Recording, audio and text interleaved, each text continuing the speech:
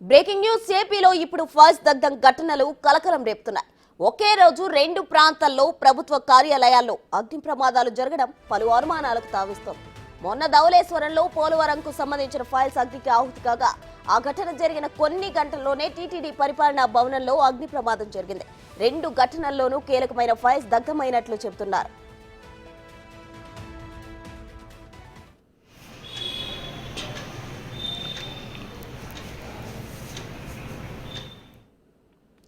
Files దగ్ధం ఘటనలపై రాజకీయ రగడ నెలకొంది. కూటమి వైసీపీ మధ్య డైలాగ్ వార్ మంటలు రేపుతోంది. ఫైల్స్ దగ్ధం ఘటనల వెనుక రాజకీయ కుట్ర ఉందని కూటమి నేతలు ఆరోపిస్తున్నారు. ఇక గత ప్రభుత్వ అక్రమాలు బయటపడతాయని ఇలాంటి దుశ్చర్యకు పాల్పడుతున్నారని ఆరోపిస్తున్నారు. ఈ ఘటనలపై బాధ్యులను వదిలిపెట్టబోమని హెచ్చరిస్తున్నారు. ఈ క్రమంలో 4 అధికారులపై వేటు వేశారు. మరో 2 అధికారులకు షోకాస్ నోటీసులు జారీ చేశారు.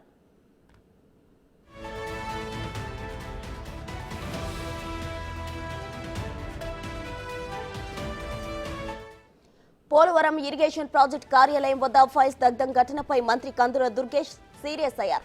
ఫైల్స్ దగ్ధమైన ధవళేశ్వరం ఇరిగేషన్ ఆఫీసును ఆయన పరిశీలించారు. ప్రభుత్వ ఆఫీసులలో పత్రాలు దగ్ధం చేయడం అనేది ఇంతవరకు ఎప్పుడూ చూడలేదని ఆయన అన్నారు. గత ప్రభుత్వంలోని నాయకులతో కలిసి అవినీతికి పాల్పడిన ప్రభుత్వ అధికారులను వదిలిపెట్టబోమంటున్నారు మంత్రి కందుల దుర్గేష్. పేపర్లు పాతవా కొత్తవా జిరాక్సా ఒరిజినల్ పక్కన పెట్టేస్తే ఏ పేపర్ అయినా భద్రపరచవలసినటువంటి బాధ్యత ప్రభుత్వ అధికారుల మీద ఉంటుంది.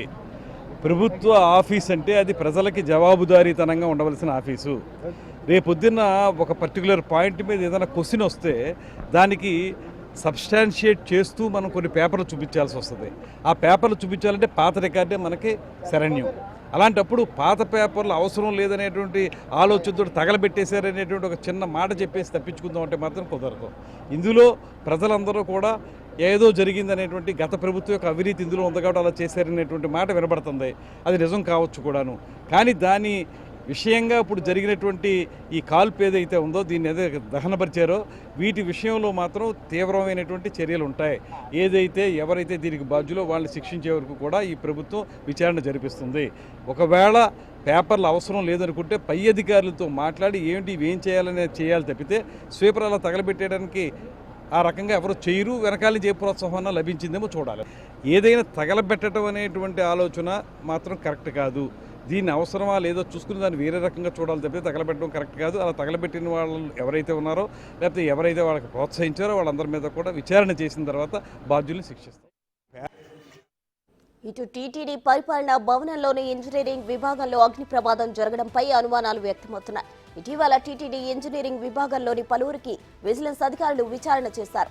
ఈ నేపథ్యంలో అగ్ని ప్రమాదం చోటు చేసుకోవడంపై ఏదైనా కుట్ర ఉండి ఉండొచ్చని అంటున్నారు. టీటీడీలో జరిగిన అక్రమాలను కప్పిపుచ్చుకునేందుకే ఫైల్స్ దగ్ధం చేశారని కూటమి నేతలు ఆరోపిస్తున్నారు.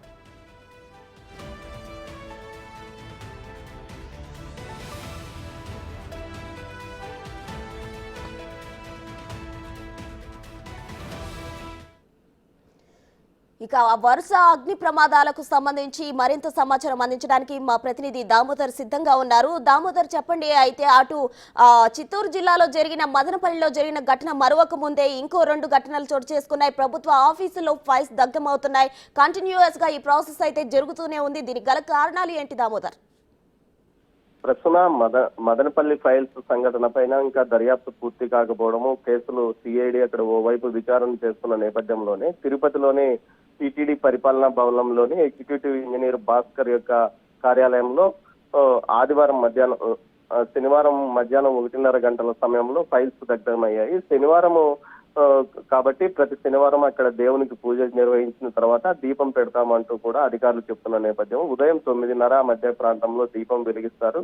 మధ్యాహ్నం 1:30 గంటల సమయానికి ప్రమాదం జరిగింది. ఎలుకలు తోయడం వల్ల పైనుంచి దీపం కింద పడి ప్రమాదం చోటు చేసుకుందంటూ సిబ్బంది తెలియజేస్తున్నారు. అయితే మొత్తం మీద ఎలుకల మీద నెపం వేసే విధంగా వీరు వ్యవహరిస్తున్నారంటూ విమర్శలు వస్తున్నాయి. గతంలో ఏదైతే కరోనా సమయం ముగిసిన తర్వాత పెద్ద ఎత్తున ఎక్సైజ్ గోడౌన్ లో మద్యం మాయమైంది. దీనికి సంబంధించి అప్పట్లో కూడా ఎక్సైజ్ అధికారులు ఎలుకలు మద్యం తాగాయంటూ కూడా రిపోర్టు సబ్మిట్ చేశారు. అదే దిశలో ఇక్కడ కూడా టీటీడీలోనే ఇంజనీరింగ్ సిబ్బంది కూడా ఎలుకల మీద నెపం వేసే విధంగా ఉన్నారంటూ విమర్శలు వస్తున్నాయి. ఈ నేపథ్యంలో ముఖ్యంగా నిన్న ఫైల్స్ దగ్ధమైన కార్యాలయంలో పూర్తి స్థాయిలో ఏదైతే ఉపదేవాలయాలకు సంబంధించి శ్రీనివాస మంగాపురంతో పాటు అదేవిధంగా నాగలాపురం, వేణుగోపాల స్వామి ఆలయం, ఈ విధంగా 14 ఉపాలయాలకు సంబంధించిన రికార్డ్స్ మరమ్మతుల విషయంలో తీసిన టెండర్స్ విషయంలో దగ్ధమయ్యాయని తెలుస్తుంది. దీంతో పాటు ఏదైతే అటు శ్రీనివాస మంగాపురం నుంచి చెర్లపల్లి వరకు